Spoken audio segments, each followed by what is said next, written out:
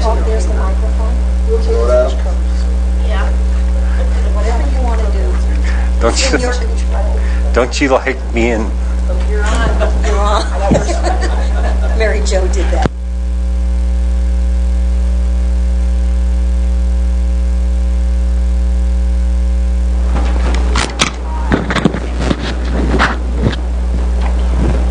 It seems so empty back there with chairs or anything. I don't know what went on in here last night, but it was set up that way. That table was back there, and the lights were on. Oh, yeah. So, how does get onto the internet here? Fine. Well, I think, I don't know, you guys tell me. Do you think behavior has improved? I think it has. Oh, absolute, yeah. No question. Oh, yeah. No question. I met Tony Sent, who owns I think he owns,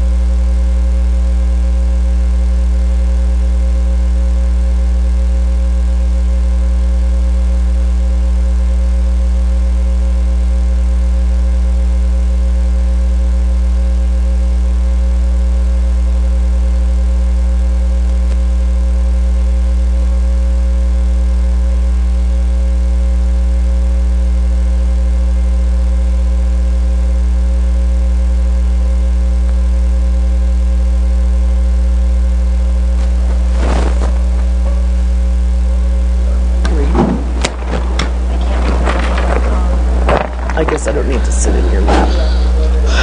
Okay, are we ready, Tanner?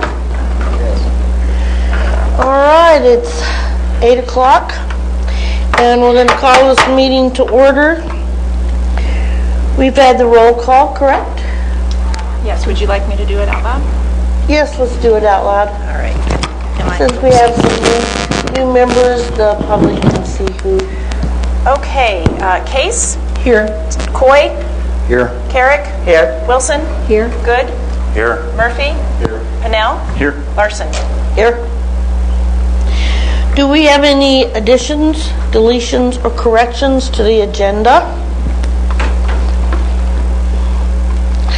Hearing none, do I hear a motion to approve the agenda, please? Second. And we will go right into general discussion because we do have an executive session. This is a special meeting. It's not our general. We are here to discuss Dan Taylor. He's trying to move forward with the car wash, and he has some needs and proposals that he'd like us to review. So we've called this special meeting in order to help him expedite that while we have good weather. Maybe if he gets started, we'll get rain. I would go to Murph. Do you want to start out? Do you have anything in general discussion? Ellen? No, because we're not discussing the car wash yet. No. Car This wash. is just general discussion. Okay. No, I don't. And then we'll go in. Okay. No, I don't. No? Thank you. Kelly? No, thank you. Lynn? Jan? No, thank you. No, ma'am. No. Okay. And the audience, do we have any general discussion? We'd like to hear Sally. Do you have anything? Pat? Anything from the audience? Not even a mention of having to sit in the front row or anything? All right. Okay. Well, moving right along, then I would like to go into a couple things. Our next meeting is our regular meeting is July 3rd. I think because it's so close to the 4th, I'd like to get the board's approval to move that to the 10th, which is the following Tuesday. I would move to approve moving the meeting to July 10th, please. Okay. I'll second that motion. Okay, then we're on for the July 10th, back at 7:30. And I would like to say, Can we vote on that? yes, please. All those in favor? Aye. Opposed? Hearing none. And I would like to say that our meetings hopefully will be watched and we get some feedback from that. And please encourage the public when you're chatting with them to go online and watch our meetings at that time. In August, Betty Clarkwine will be here at our regular meeting in August, and she will talk about the TIF and explain the TIF to the general public and to our new members of the board, and probably give us a good refresher course which we could use.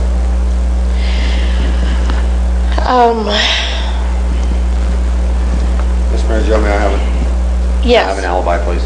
yes. Okay, I've been talking to some of the businesses around town, and I'm working on building a coalition of business owners that want to engage in advertising on DirecTV in the Colorado Springs and Woodland Park area.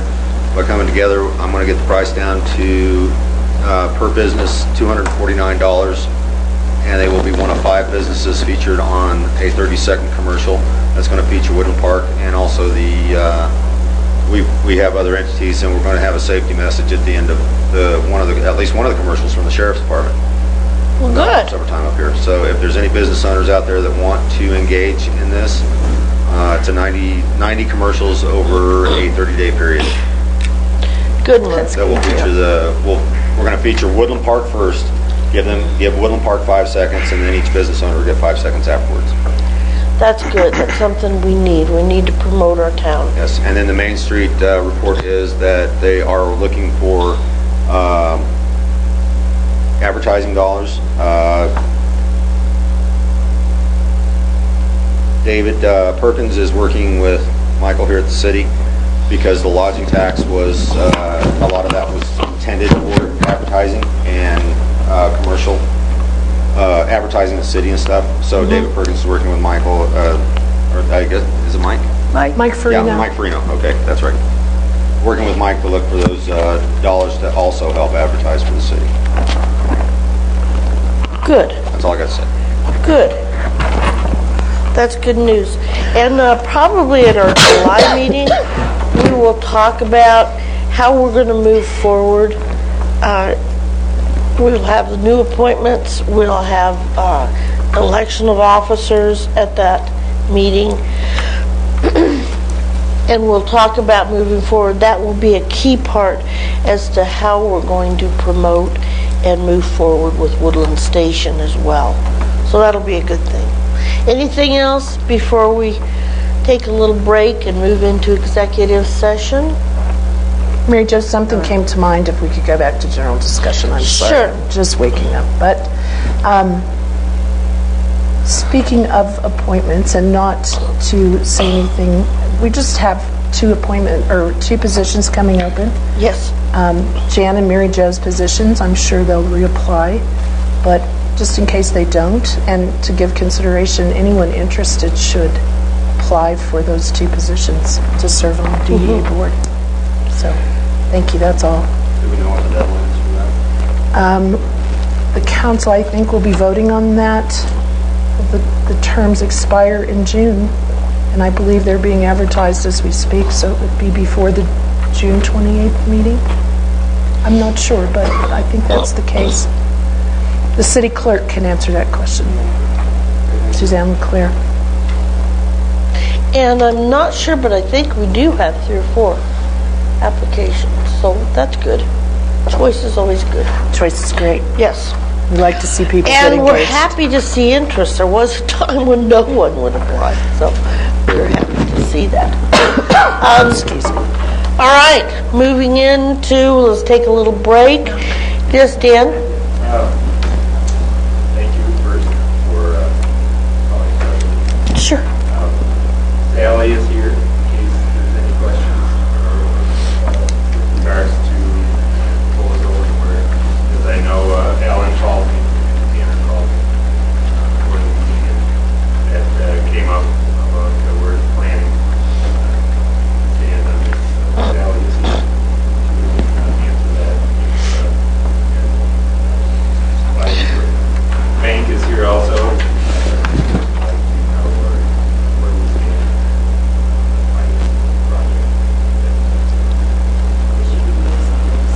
Yeah. Okay. He has to ask. for it. Okay, finance. Just like me, I can't get to you without asking. for it. And of course, if you have any questions of me before, just switch on that.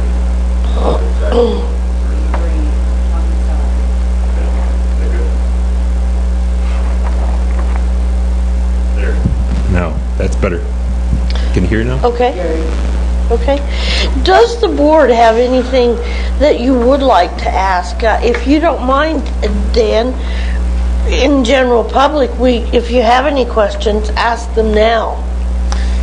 You know, my only concern with everything, and you can, from the letter that the board supplied last March, was the board had put a condition on there that the TIF deal would be non-transferable. Yes. And that's a point with me that I think is not acceptable. And in my proposal, I had asked for it to be transferable as, I can't say all the deals because I haven't read all the deals, but the deals that I have read have all been transferable. And the one that I referenced was signed just about a year ago today with the Microtel. And I was expecting terms just like was provided to the Microtel. And I don't know why there was a different condition placed on my request last year, but Could you elaborate why, your reason for transferability?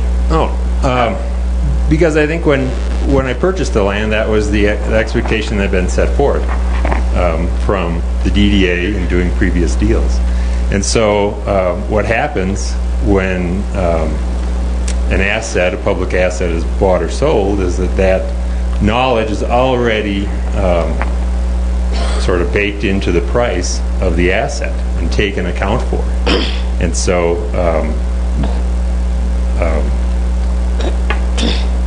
that's just already accounted for in the price. And for,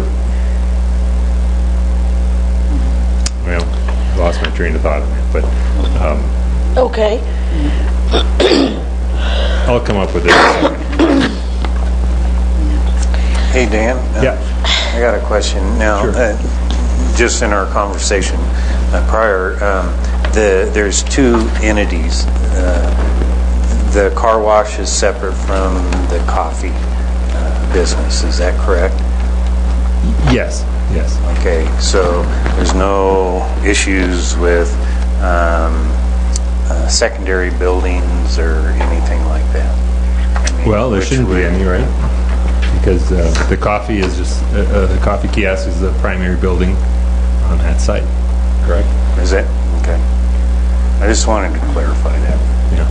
And the planning department is in right now going for approval for your kiosk and the building We are preparing the ZDP. CDP.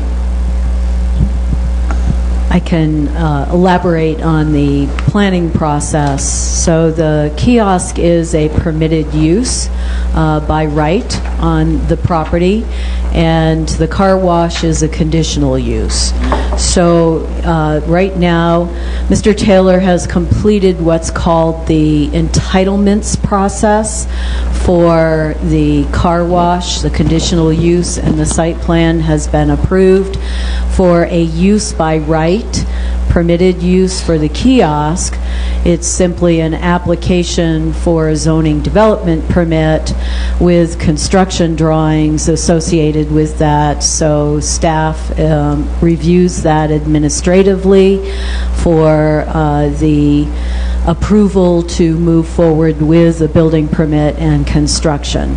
So the third piece of this project is the public improvements on Pikes Peak, and that too is an infrastructure zoning development permit that is reviewed by staff administratively.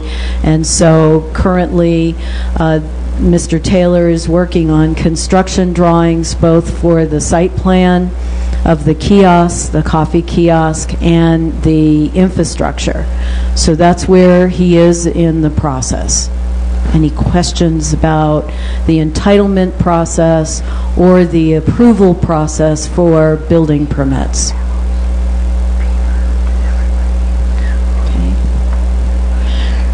Okay, Tanner? Sally, what all do you consider the public improvements aside from the streets? Willow and, is it Pikes Peak? Dan had mentioned extending sewer main and burying power lines, and do you consider those public improvements as well? The public improvements encompass both the road improvements, including new sidewalks, and drainage improvements that are in a public easement that are part of the public improvements, as well as if there is water or sewer mains, such as a fire hydrant connection, then those are also public improvements. Those may occur on private property, but they are within a easement, a public utility easement for the city to maintain. I should also mention that Mr. Taylor is reconfiguring the property ever so slightly. Right now there are 3 lots associated with this site, and he is going to subdivide those into 2 lots with the appropriate easements for those public improvements. So that is a minor subdivision exemption plat that will be reviewed by staff as well. Is the plan still to bury the power lines? The 2 power poles? Yes. I think in regards to I've been thinking about the transferability. By taking away that transferability, that implies that there was some sort of a giveaway involved there that was not deserved. And, if that was true, why didn't somebody in the last 18 years take advantage of that? Because it's saying that there was free money here from the DDA for anybody who wanted to take it. And this land's been sitting there available. And in fact, the guy I bought it from owned it for 11 years, paid maybe $35,000 in property taxes, sold it for a $40,000 loss. So he lost $75,000 on this property.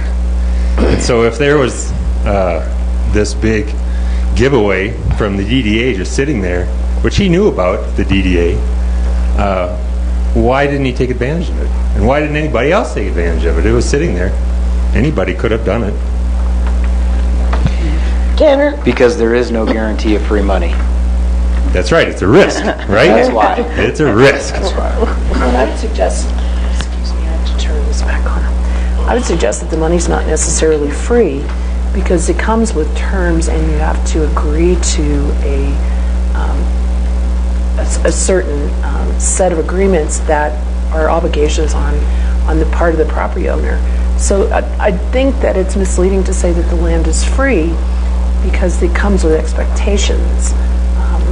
So it's an investment really by the DDA and indirectly by the city in that property to incite the development. Am I correct in that? So it's not necessarily free. It comes with an investment on the developer's part. Absolutely. That's so right. and that may be the key to answer your question, because it isn't necessarily free for the taking. You have to perform in order to receive that.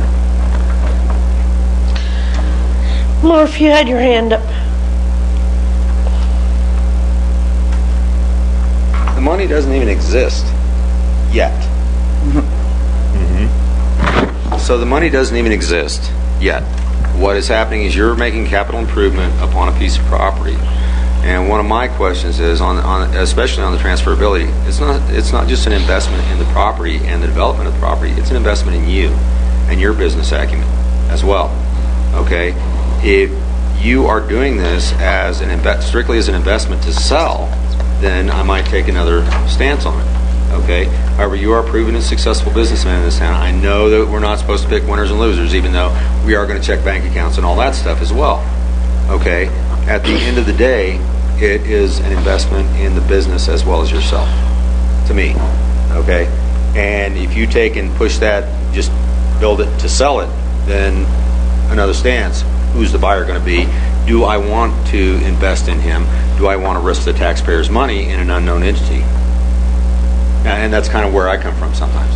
Okay, we want to see successful businesses. We don't want to see somebody walk in and say, "Oh, this is a great deal because I'm getting an automatically transferable TIF, even though I'm an unproven business person in this community." So it is an investment in you as well, Dan. So I see there being some incentive to drive the business for a while on your behalf. I have one question. Yes, Ellen? Well, let's say Dan does transfer that after 5 years, and let's say the next person business fails. That person wouldn't get any TIF because he might not even be paying those property taxes because that's where the TIF comes from. Property taxes always get paid somehow or another. If they don't get paid, Or by the the lien bank. is sold at the end of the year. By the bank. Okay. Tanner, I have a question. Al couldn't be here today, but he did send some comments on this. And I think you have that, do you not? To read, is there any part of that you can share? Do you have a copy of those, Lynn? I realize I forgot my... Might have to run back to the shop and pick those up. Okay. Yeah, I just looked through my packet that I thoroughly reviewed last night, stapled together in a nice organized fashion, and It's not there? Al's comments aren't a part of it. I think his comments are really, I think he intended them for the executive session. I think most of them were. Yeah. I don't know if there's a couple in there that could be in the open session or not. Well, would you like to go get those? Because I think we should read them. I should have made a copy myself. I should have done that before I gave them to you. Okay, we'll just, maybe. I have one more point to make Okay, after that. all right. Go ahead and then we'll take a break while Tanner goes and gets those. Does that sound good? All right. Ellen? And how much money after construction of the kiosk and the pad and the 4 public improvements, how much money is involved in that you'll have invested? The coffee kiosk and all the work would be $1,150,000 is what we're projecting. Okay, so it's not small. Yeah, it's a lot. No. Yes. Okay. Even without the car wash. And the car wash would still run another 1.3 to 1.5 million to add that on top of it. Okay, Pete? Okay. Microphone? Oh, thank you. Thank you. Pete Labar. With regards to the TIF funding and whether transferable or not, the property's already improved, so the value of the property is being increased, whether or not Dan sells the business or not. So basically, it seems to me that the TIF is being provided to compensate to offset the cost of the development. So if you take that away, if he transfers it, as Dan pointed out, it does lower the value of the property. But all the improvements have been made. The development has been done. And so that's really the reimbursement to him, the direct reimbursement to him for doing the development. The market will compensate because the market will recognize that improvement in the property. Correct. But if you take the TIF away, then obviously the value of the property would drop. And so he would lose the direct benefit of the development and the direct benefit that you're trying to provide to them. So he's the one that will benefit, even though the purchaser of the property may get the reimbursement. Dan is the one who ultimately benefits in the end by either maintaining the property value or he loses because the property value declines. Thank you for your comments, Pete. I would like to just follow up on that, because I would argue in the opposite direction that I don't think that the TIF reimbursement makes you whole, because you're the one making the investment of the cash outlay to invest in the public improvements. Now, if you decide to sell that property, those public improvements stay with that property, and they carry the value forward into the marketplace. Now, a purchaser or someone in the market to purchase such property, the market will say what that value is worth to include those public improvements. The TIF, I would argue, the market is determined by the sale of the properties around that property and what they sold for. And that's how, as a real estate agent, that's how we determine value in those properties to price them on the open market. Now, those improvements come into consideration in that pricing, not the TIF. So I would argue opposite of that. So, if I may. Yes, please. Contrary to that, when you're selling a business, it's all based on NOI. And what does reflect valuation is the ability to increase your income. Yes. And so the TIF increases the income. What he's selling is not a piece of vacant land. He's not selling a residence and quite frankly, commercial real estate is entirely different than residential real estate. Yes. You don't have comparables to choose from in Woodland Park with regards to a car wash. I mean, they're a very limited number. Yes. And so if I'm looking at buying that property from Dan, I'm going to look at the NOI. How much income does it produce? Right. And if it doesn't produce enough income, I'm not going to buy the business. And the TIF, obviously, if it continues, increases the value of the business because the NOI increases. Yes. So. Thank you. Okay. Tanner? I see both sides of this, and it boils down quite simply to me as can the property and business be sold with a TIF refund as part of the value or not? That makes it pretty simple. Yeah. Dan mentioned that he read our most recent agreement and wants transferability identical to that agreement. And that implied to me there's something of a precedent in place, and he expects the same as has always been done. And that bothers me. Not because that's what you say or that's what you want. I get that. But it bothers me that we find ourselves here with something of a precedent to deal with. And I disagree with that. I think that each project is unique and different, and the board should be allowed to address them as such with some of the details that are in the agreement. And that very statement has a precedence too. We've always said that each project was on its own merit and is standalone. Okay. Go ahead. And I want to ask, Dan, can you, not that it's terribly important, but would you mind just sharing a little bit with us about the Human Being, what you know about it as a company that you plan to bring here? If you have any timeline for the car wash yet, and why you've asked for 12 years instead of 10 in the TIF reimbursement. The 12 years came from just because we're delaying the car wash construction, and that's where a good chunk of the TIF is going to come from. So the TIF from the car wash is probably going to end up being 10 years anyway, and not 12. And the fact that the cost of making these improvements has gone up approximately 30% since I first came to the board.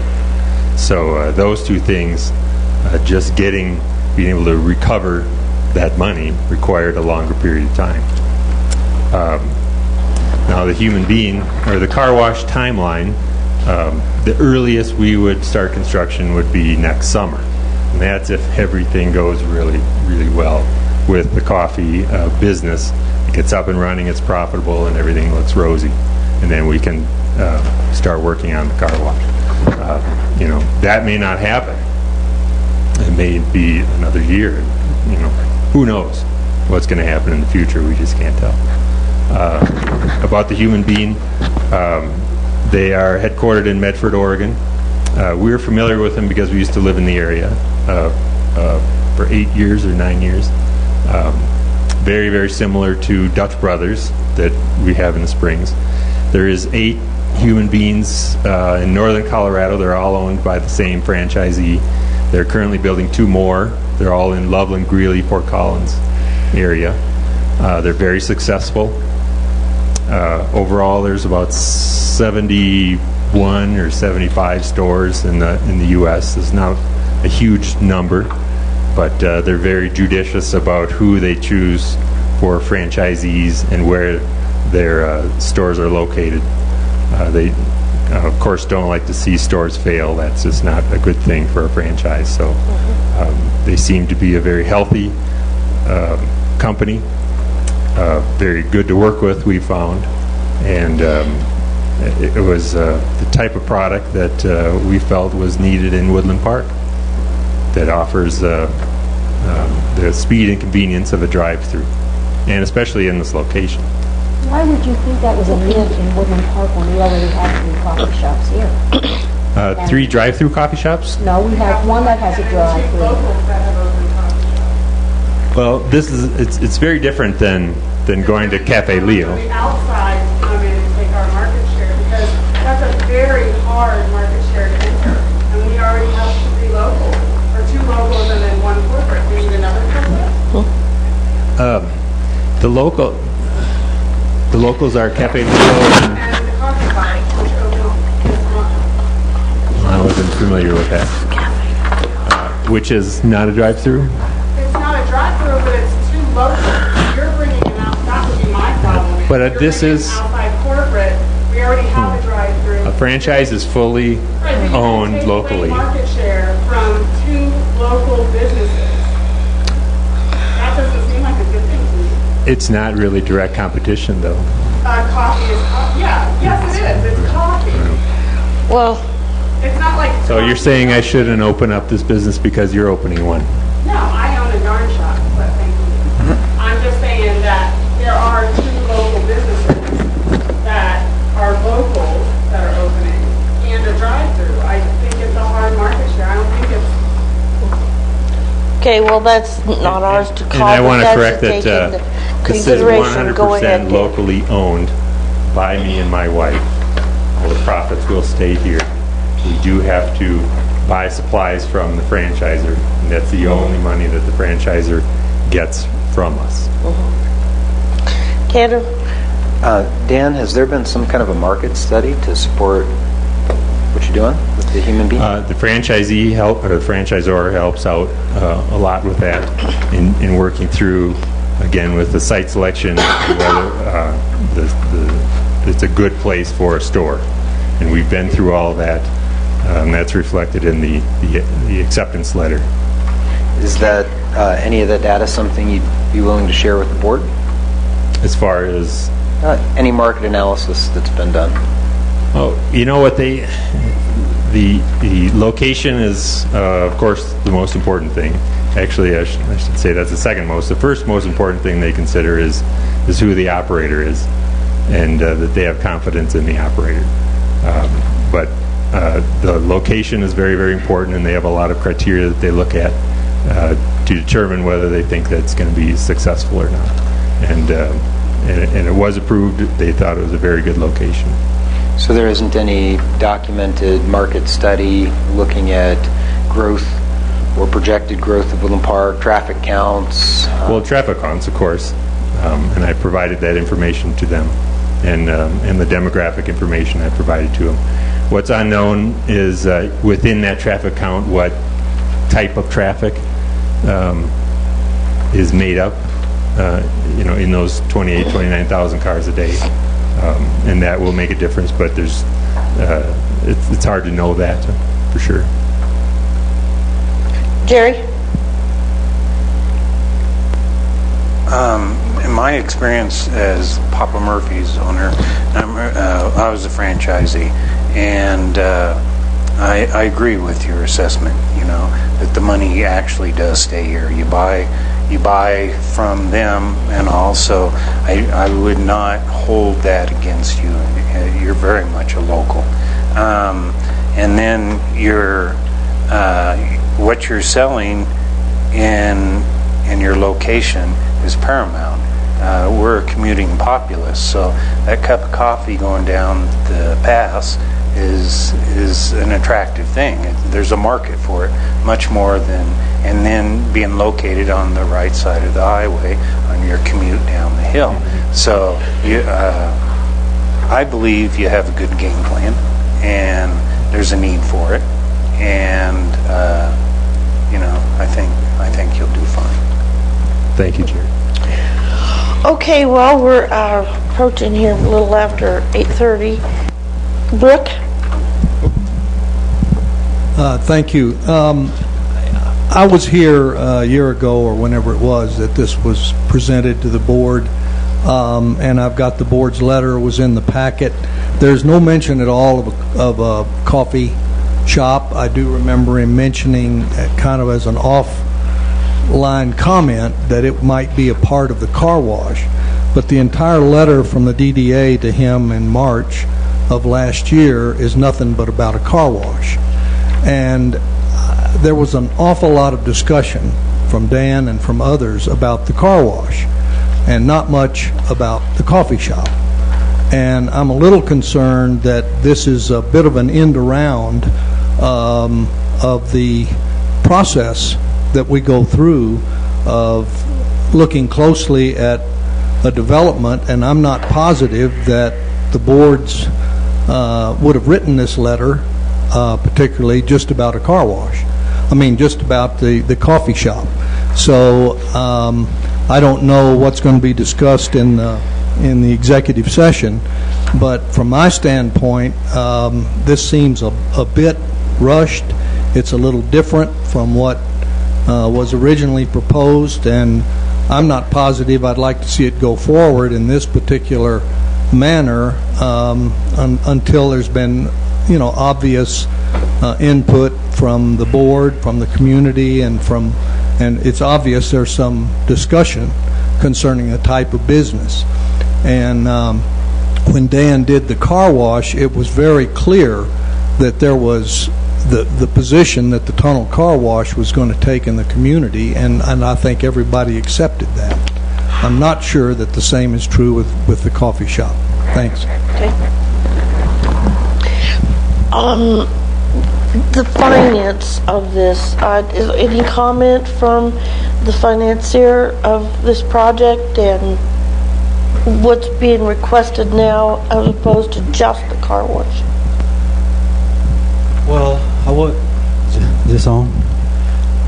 I can't speak to the conversation a year ago regarding just the car wash, but Dan's communication with the bank, once again, I'm Brad Spivey with Park State Bank, a local bank here.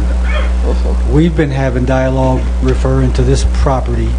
We helped finance the acquisition of the property a couple of years ago. The dialogue has always been a coffee shop and a car wash combination. The order of the two businesses has changed in the last year simply due to the escalating expenses associated with materials, labor, etc. There's, in our working together, there's been really no end around, no bait and switch, no changing of the process. It's always been a car wash / coffee shop. It hasn't come before the public because, as Sally mentioned, it's a permitted use. There is no public requirement required for Dan to open a car wash. The coffee shop. The car wash required conditional use permitting, so there's subject to a little bit more public exposure there. From the lender's perspective, the TIF is important. As a lender, we take great risk along with our partner, Dan Taylor, and his wife, Sarah. Perhaps even more risk at this junction of the enterprise, seeing as how it's brand new, it's speculative in nature to some degree. There's a great deal of uncertainty as to the success probability of it. The TIF helps us because we look at this, the way we look at all enterprises, a way of trying to minimize risk to the overall success of the enterprise. Additional expenses that can be reduced through the TIF arrangement helps Dan's overall cash flow. As Mr. LeBar pointed out, the net operating income. As a lender of these types of enterprises, the TIF is important to us. The transferability may be more so, though, because that goes into my thinking as to whether or not I'm willing to lend on the property in the first place. We take risks that Dan's proven operating and ownership of businesses is going to be successful.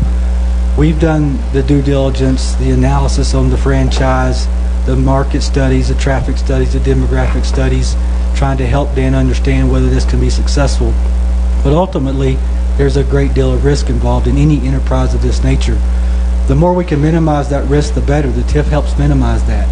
If Dan does fail and the bank receives the property back, that's one way that we look at the TIF as a reducing of risk from the lender's perspective. If these TIF funds aren't available, the availability of financing of these types of enterprises to improve the property, to develop the downtown, which is what this entity is for, was going to be compromised.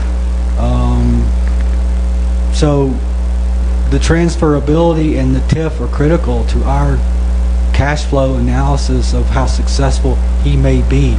It's not the primary consideration. Clearly, taxes are a secondary factor in our decision making, but on the margin, they can impact things greatly, especially in the first couple of years until things are seasoned and the business has had its marketability made aware. So it's important to us as a lender. Okay. Jan?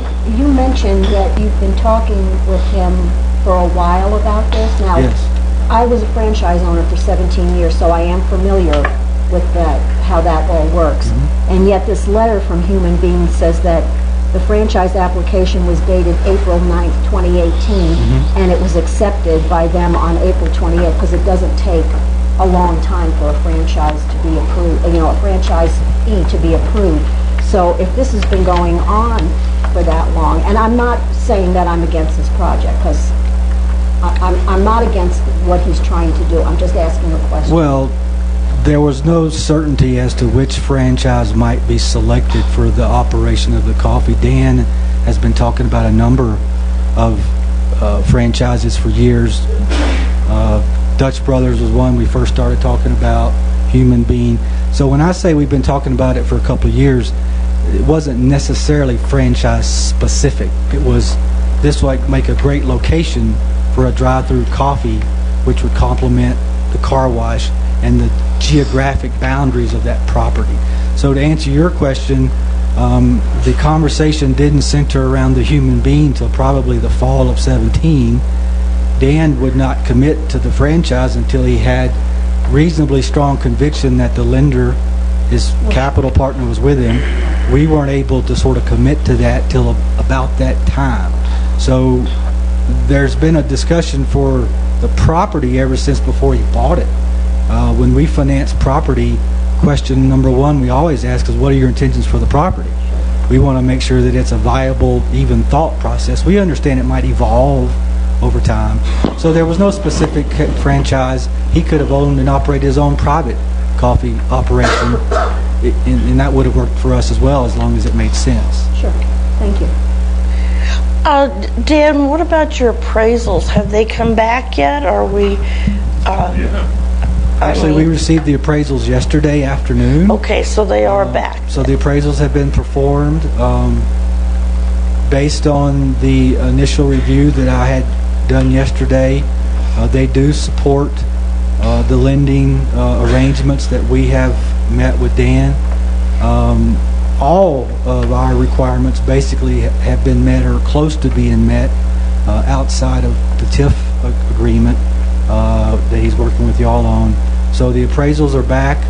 They do support the capital structure that we have in place. Okay. More? All right. now that the white elephant's out of the closet, I feel like I'm being asked, or we are being asked, to mitigate the bank's risk. Well, okay, but if the bank winds back up with the property, then it mitigates the bank's risk on the amount that has been outlaid and everything else through the TIF. I'm not... Absolutely. Okay.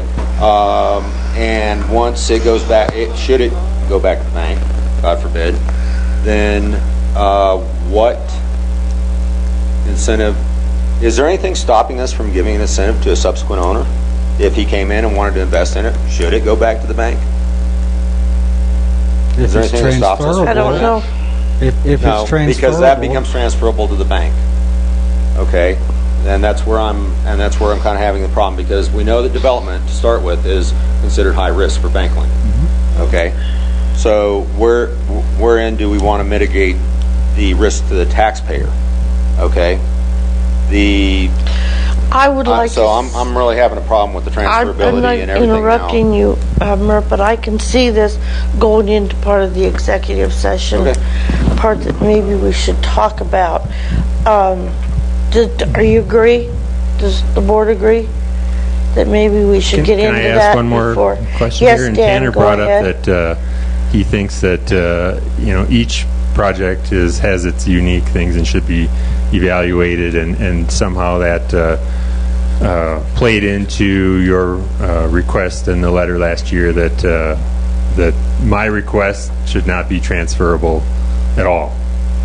And so there must have been a specific reason in my request of why that would be, when 3 months later with the hotel it was fully transferable.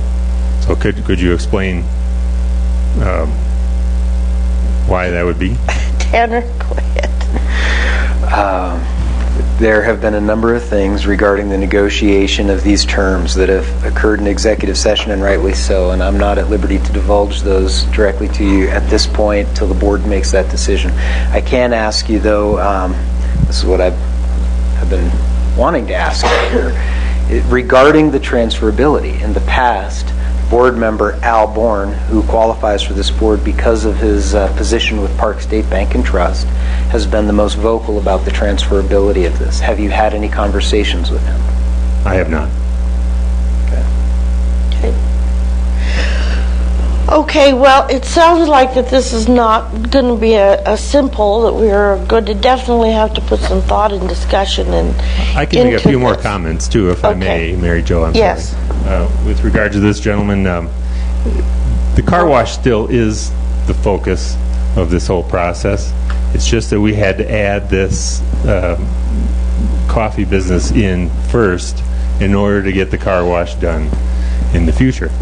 And the way that I've asked for, and Tanner and I discussed this, what I've asked for puts a lot of pressure on me to get that car wash built. And that's kind of on purpose on my part, so that I can't sit back and let the car wash languish or let something else happen to the property, because the car wash really is key to getting money back from this possible TIF refund for building public road and public improvements. And then secondly, from the DDA's perspective, from what I look at, if I was on the DDA board, I would be thinking of what I'm getting for the money. And what you're getting is for very good public improvements, and you're making this property developable. And these four things are what has prevented this property from being developed in the past, ever. This is it, and they're very big things. If these had been done, if this was easy, it would have been done a long time ago. But here we are. And then let's look at what you're getting. You're getting these four things for a price. It'll never be more than that price, and it could possibly be less than that price, because if we reach the end of the 12 years, the agreement's over, and the DDA is only refunded $250,000. That's your price. Another point is that I am taking all the risk of financing this also, which if you put in the Fed's raise rates, it's going to raise rates 2 more times. Now we're at, my cost is going to be probably 6.5%. I put in here, I don't know what it was, but now it's up to about $185,000 I'll be spending just with financing these public improvements. The city has to borrow $0 to do this and pay it back over a period of 12 years. Wow, if someone offered me that deal to build something, that's about the best deal ever. Thank you, Dan. Good point. And I would ask this board that we really look at this and have a discussion with open mind. Again, this is an individual project, and we can't dwell too much on what we've done in the past. We need to look at this individual project and what it's going to do for our community. So with that in mind, let's take a break. Tanner will get Al's paperwork, and then we'll go into executive session. And I know that this is a timely, now that the appraisals are back, that you need to move forward as quickly as possible, and we'll keep that into consideration as well. Can I ask when I might expect, because this is the final thing holding up moving forward, is it possible to know when I would say we'll go into executive session, come out, see how that has gone, but it'll probably be at least one more time that we'll need to sit down and really, to get this answered, it would probably be the July meeting. Would that be... it's a probably. We may come out of executive session and no, but that would be, I would say, the latest. I would suggest let's have our executive session, have our discussion, and see where we're at, and see if we can't make a better determination at that point. Could I be notified when executive session is over? Sure. Okay. Have we got your cell phone number? Can we just give you a call? No. We cannot do executive. Am I correct now? This is a This is a mistake that we've made in the past, that we've learned the hard way. That Murph. I think I have one really important question here. Okay. Okay, you said that you cannot go forward with the car wash until the coffee shop's completed. Why can't it be all?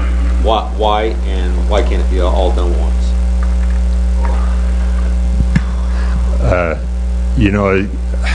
That's a lot for me to bite off, starting two businesses all at once.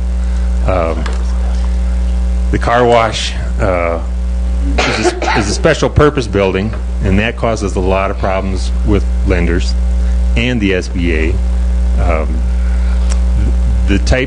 These four things that I'm asking the DDA to help with cause a lot of problems with financing as well.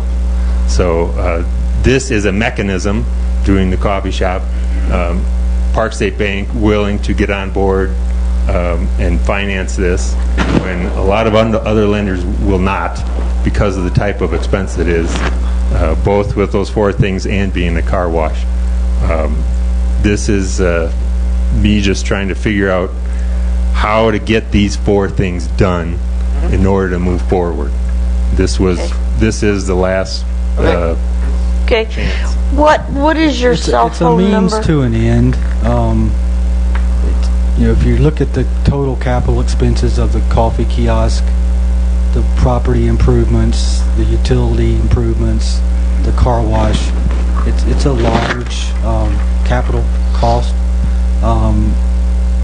with a lot of uncertainty as to the cash flows and when they'll hit.